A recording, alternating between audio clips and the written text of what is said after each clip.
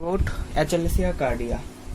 First, we will discuss what type of disorder is this. It is primary esophageal motility disorder. In previous video, we have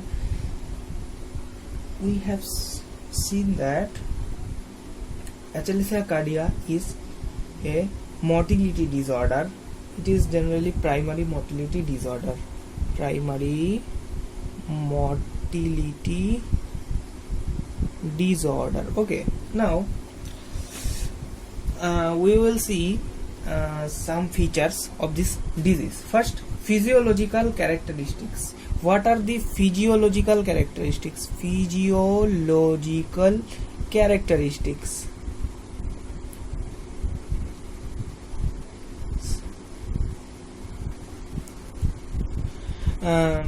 Before discussing this, I want to say something about me. Actually, I am making this video for me, okay, so that I can revise this chapter later on, and I want to say that my mother tongue is not English, and up to class 12 I was not a student of English medium, so my English is not so well. It is too poor. I know that, but I want to inform you that I am making this video for me. Okay. So I am facing problem while saying English. Okay. So I am trying to improve my English, so I am making this video, not for educational purpose. Okay. Physiological characteristics. What are the physiological characteristics? Absence of esophageal peristalsis. As it is a motility disorder, there will be problem during peristalsis, that is absence of esophageal peristalsis. Okay, peristalsis. Next, what are the other features? Increased pressure of lower esophageal sphincter, increased pressure of lower esophageal sphincter, and another characteristic is failure of lower esophageal sphincter to relax in response to swallowing. While during swallowing or while swallowing, we see that lower esophageal sphincter fail to relax totally.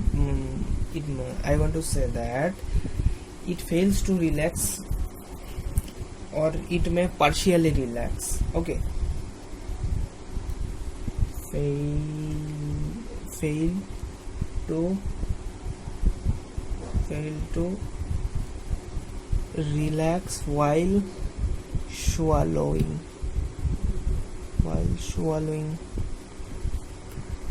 Now discuss about pathogenesis. Okay, mainly the main reason is still unknown, so most of the causes are idiopathic,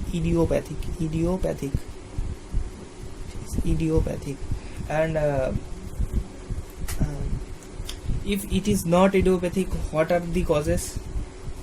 It may be degeneration of Meissner Meyenteric plexus or Orbeck's plexus. What is actually the function of this plexus? There is postganglionic neuron. Which secrete nitric oxide and vasoactive inhibitory peptide. Okay,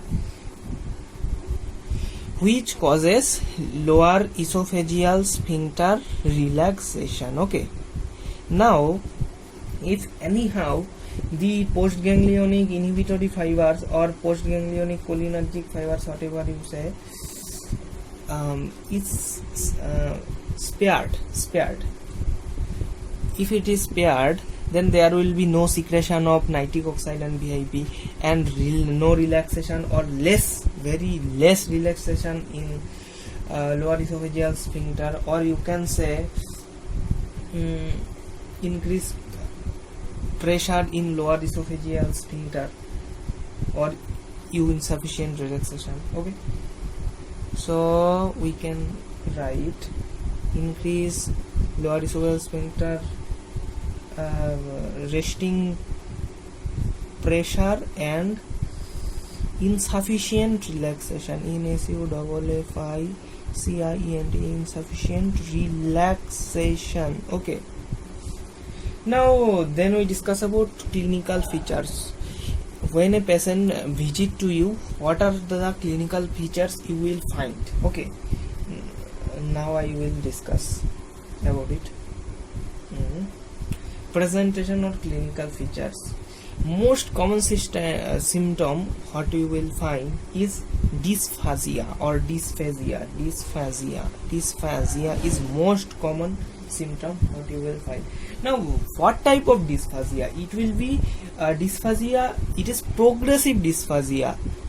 Progressive dysphagia for both solids and liquids,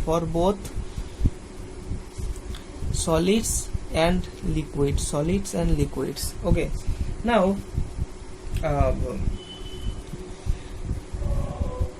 does dysphagia is the only clinical features? As it is no. What are the other clinical features? Second common symptoms, if we see second common symptoms, that will be regurgitation, second most common symptom. Rather than this, we can see chest pain, or you can say chest pain may occur. Chest pain, chest pain. Now let's move on to the diagnosis, or you can say investigation. Now first we have to follow barium swallow. First step what we will do, or first test, as a first test we have to perform diagnosis. Sorry I want to say that barium swallow. Okay, we will perform barium swallow first. What we will see in this case? Sigmoid, dilated sigmoid esophagus, and another is persistent beak-like narrowing of distal esophagus. Beak-like narrowing of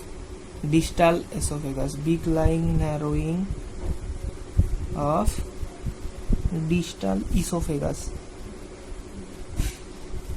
Okay, now next test will be second test, that is we have studied in the last video, that will be esophageal manometry.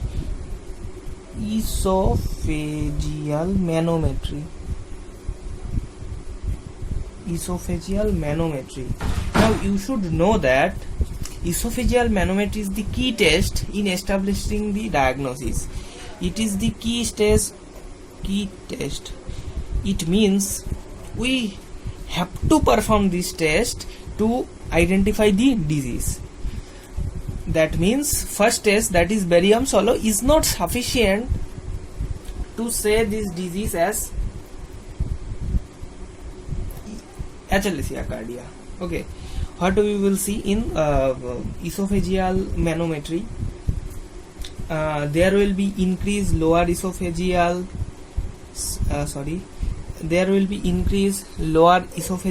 sphincter pressure, which will be more than 45 mmHg. Okay, now, or you can say incomplete lower esophageal sphincter relaxation in response to swallowing or while swallowing. Actually, while swallowing, lower esophageal sphincter should be fully relaxed. but here it will be incompletely relaxed. Now, absence of distal esophageal peristalsis. There will be no peristalsis or absence of distal esophageal peristalsis. Okay, now then we will discuss about complication. What are the complication? Now, Escherichia cardia may causes other diseases like risk factor. It is a risk factor for esophageal carcinoma,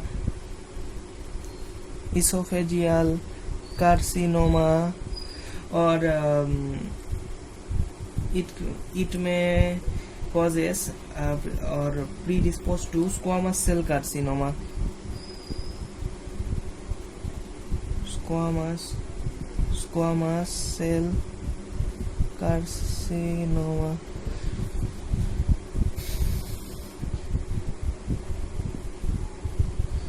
I know that I have done a lot of mistake in spelling.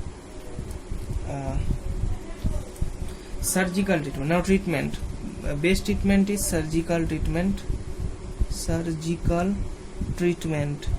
I write treatment as T and small t. Okay. Now, for treatment, esophagectomy is not useful in this treatment. Esophagectomy is not used. Okay, it is not done. Now, actually, what is done? A surgery called laparoscopic Hiller's myotomy and partial fundoplication.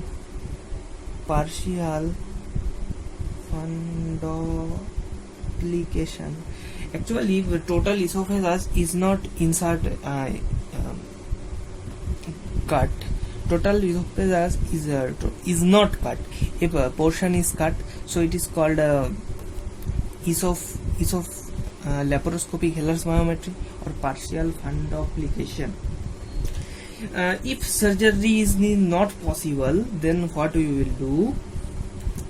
Then we will give drugs by either intravenous route or oral route. If surgery is not done, what will be our target? Our target will be reduce lower esophageal sphincter pressure. If we want to reduce lower esophageal sphincter pressure, what we will do? We will inject intrasphincteric injection of botulinum toxin. Okay, and pneumatic dilatation.